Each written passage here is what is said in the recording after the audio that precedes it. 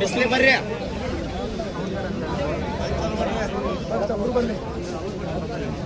ಅಷ್ಟು ಹುಡುಗನ್ ರಿಲೀಸ್ ಮಾಡ್ತಾರೆ. बोलो भारत माता की ಈ ವಿದ್ಯಾರ್ಥಿ ಹೋರಾಟವನ್ನ ಹತ್ತಕ್ಕ ಬೇರೆ ರೀತಿಯ ಪ್ರಯತ್ನಗಳನ್ನು ಮಾಡ್ತಾರೆ. ಹೌದು ಸರ್, ಅರೆಸ್ಟ್ ಆಗ್ಯಾರ ಸರ್.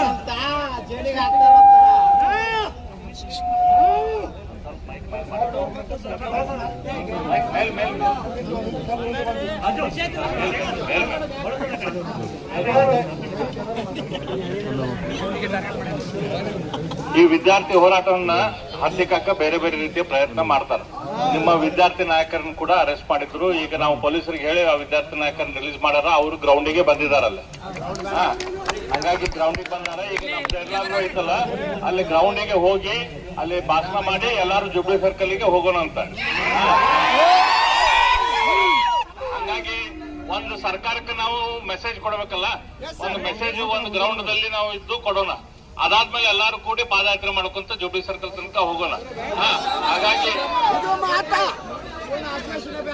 ಹಾಗಾಗಿ ಎಲ್ಲಾರು ಅಲ್ಲಿ ಬರ್ರಿ, ಸರ್ಕಾರಕ್ಕೆ ಸುದ್ದಿ ಕೊಡ್ಬೇಕಾಗ್ತದೆ. ಏನ್ ಮೆಸೇಜ್, ನಮ್ಮ ಬೇಡಿಕೆ ಏನೈತಿ, ನಮ್ಮ ನೋವು ಏನೈತಿ, ಆ ದಪ್ಪ ಚರ್ಮದ ಸರ್ಕಾರಕ್ಕೆ ನಾವು ಸುದ್ದಿ ಕೊಡ್ಬೇಕಾಗ್ತೈತಿ. ಅಲ್ಲೆಲ್ಲಾರು ಬರ್ರಿ. ಅಲ್ಲಿಂದ